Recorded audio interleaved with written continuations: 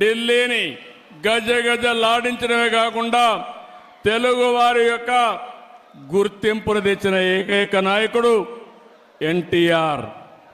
ఇంకో పక్క మీరు చూస్తే సమిక్షేమానికి అర్థం తీసుకొచ్చాడు. అభివృద్ధి అంటే చేసి చూపించాడు. సంస్కరణలకు నాంది పలికారు. ప్రభుత్వం అంటే పాలకులు కాదు సేవకులని చెప్పిన ఏకైక నాయకుడు నందమూరి తారక రామారావు గారు.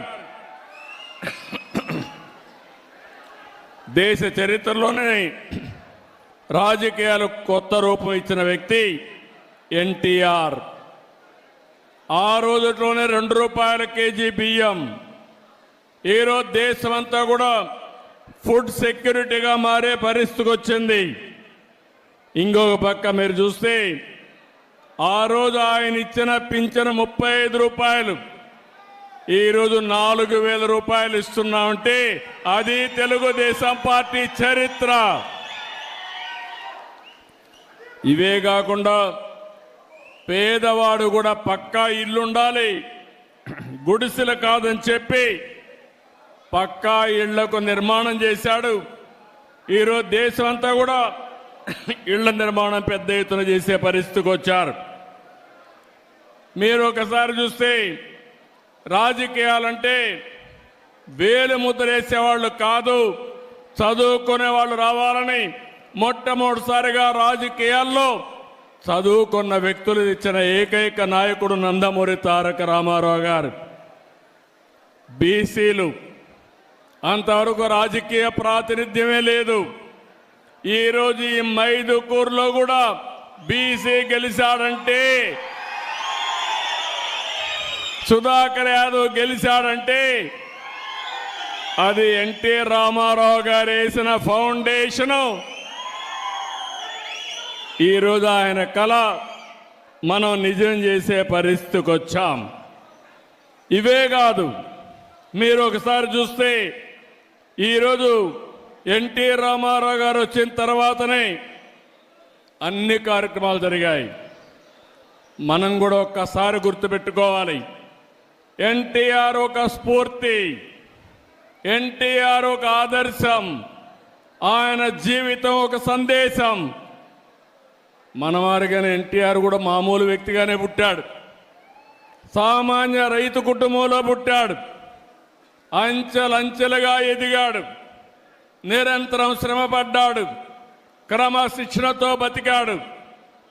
ఈరోజు మీరు చూస్తే మనం మాట్లాడుకుంటుంటే ఒక రైతు కుటుంబంలో పుట్టిన బిడ్డ సినిమా జీవితంలో ఈరోజు ఎన్టీఆర్ను ఒక్కసారి గుర్తు చేసుకుంటే రాముడు ఎట్టుంటాడో తెలియదు కానీ రాముడి రూపాన్ని ఎన్టీఆర్లో చూసుకున్నాం.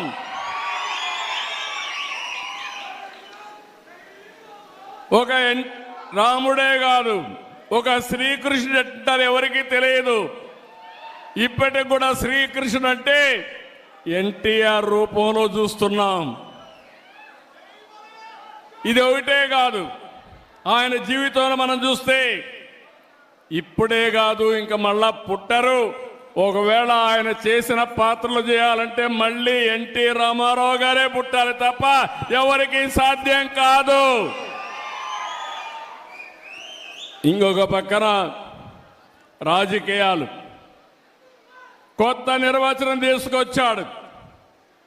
అంతవరకు చూస్తే రాజకీయాలంతా కూడా దోపిడీకి మారుపేరుగా ఉండే రాజకీయాల్ని ప్రజాహితం కోసం, ప్రజాసేవ కోసం రాజకీయాలను చేసిన నాయకుడు ఎన్టీ రామారావు గారు.